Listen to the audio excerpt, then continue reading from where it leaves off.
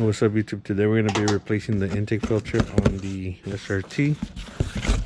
This is what we got from AFE. We were looking online for a replacement, and we read that this one should work.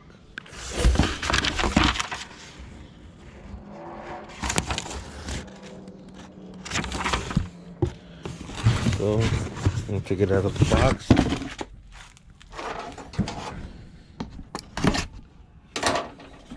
This replaces the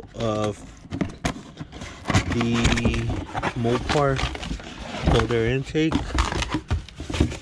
This is the part number. And pull out. Oh, it's a dry filter. Dry media, do not oil. Ready to install. And that comes with a sticker. And the date of purchase, part number, serial number. You write it all down. I don't know for what. I'll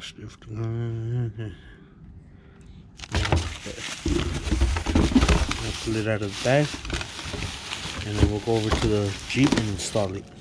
Okay, so over here on the passenger side, we're gonna take these off. Start off with this one.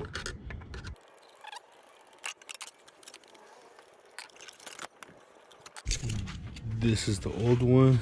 Last time we washed it, but it was already like damaged and it's come falling apart. And you can see the size difference as well. It's about 2 inches, an inch and a half to 2 inches taller. A little bit wider as well.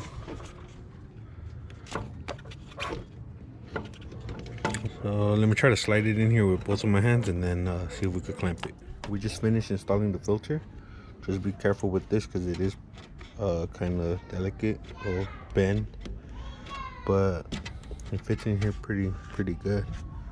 So we're gonna save these just in case we need it for something else. We're gonna get rid of this Mopar one, and we're gonna keep this adapter piece right here. Let me turn it on for you guys. Well, there's no difference. Probably when we step on it, we'll hear it suck a little more air. But yeah, so that's that.